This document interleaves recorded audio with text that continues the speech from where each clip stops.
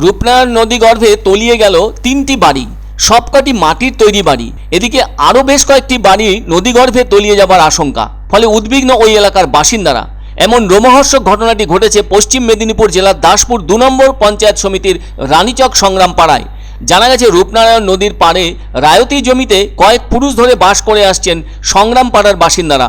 এদিকে ওই সংগ্রাম পাড়ায় থাকা 10টি বাড়ির মধ্যে 3টি বাড়ি নদীগর্ভে তলিয়ে গেল। আরও কয়েকটি বাড়ির অবস্থা আশঙ্কাজনক, যার ফলে জীবনের ঝুঁকি নিয়ে পরিবারের সদস্যদের সঙ্গে রূপনারায়ণ নদীর পাড়ে বসবাস করে আসছেন তারা। ফলে তারা চাইছেন সরকার তাদের স্থায়ী বসবাসের জন্য সামান্য জায়গা সহ বাড়িঘরের ব্যবস্থা করে দিক। এমনিতেই কথায় আছে, নদীর পাড়ে ঘর কখন যে নড়বর। এদিকে রূপনারায়ণ নদীর জন্ম হয়েছে দ্বারকেশ্বর ও শিলাই নদীর মিলনে। পশ্চিম মেদিনীপুর জেলার ঘাটালের কাছে এই জল মিলন ঘটে রূপনারায়ণ নামে প্রবাহিত হয়েছে। একে কোথাও কোথাও ঢলকিশোর বা ধলকিশোর নামেও ডাকা হয়ে থাকে। শিলাই নদী প্রবাহিত হয়েছে পুরুলিয়া, বাঁকুড়া, হুগলি ও পশ্চিম মেদিনীপুর জেলা জুড়ে। ওই শিলাই নদী পুরুলিয়া জেলার কাশীপুর থানার আদ্রা শহর ও হুড়া গ্রামের মাঝে অবস্থিত একটি ঝিল থেকে উৎপত্তি হয়েছে।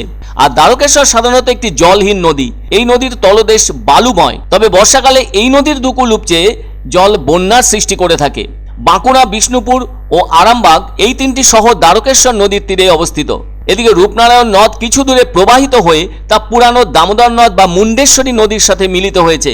এই মিলিত স্রোতধারা হুগলি নদীতে এসে পড়েছে। রূপনারায়ণ নদের মোট দৈর্ঘ্য 80 কিলোমিটার।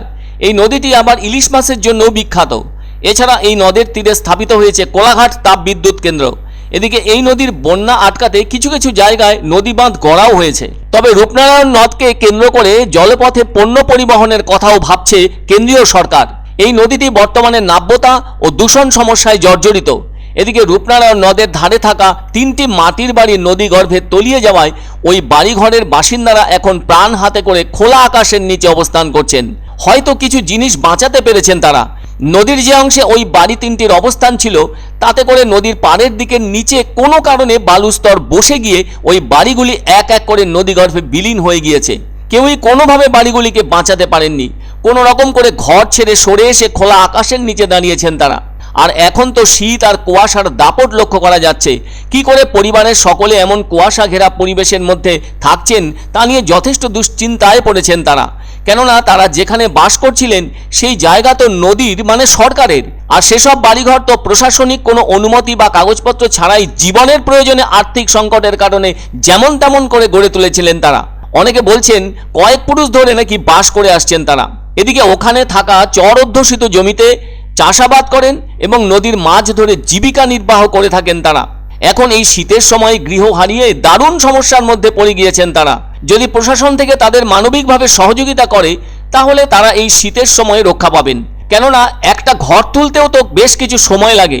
তাই এখন তারা দাবি করছেন সরকার তাদেরকে জমি দিক আর ঘর বানিয়ে দেওয়ার ব্যবস্থা করে দিক, তাহলেই তারা রক্ষা পাবেন পরিবার নিয়ে। সেদিনে হয়েছিল বৃহস্পতিবারে, তোমার একটু দেখতে পেয়েছি রূপনারায়ণ নদীর পাশে আমাদের বাড়ি, আর একটু বসে গেছিল, বসে যেতে কিছু জিনিস বের করেছিলাম, কিছু জিনিস বের করতে পারিনি, শুক্রবারে বের করতে পারিনি। তো আমার কাছে বিকেল 4টে নাগাদ ফোন যায়, যেরকম রূপনারায়ণ নদীর ধারে যে 4-5টা বাড়ি 6টা বাড়ি প্রায় ধস নিচ্ছে সংগ্রাম পরিবার। আমি সেই জায়গায় আমার পঞ্চায়েতের পক্ষ থেকে ওখানে উপপ্রধান ম্যাডাম গিয়েছিলেন এবং আরও অন্যান্য কর্মীরা গিয়েছিলেন। ওনাদের বাড়ি থেকে মালপত্র সব বের করা সাহায্য করেছে এবং আমাকে ফোন করে। আমি সেই সময় ফোনের মাধ্যমেই ছবি চেয়ে পাঠাই, আমাকে ছবিও পাঠায়।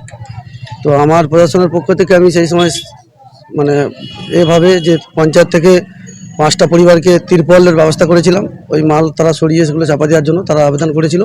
তৎক্ষণাৎ আমি সঙ্গে সঙ্গে তিরপলের ব্যবস্থা করেছি।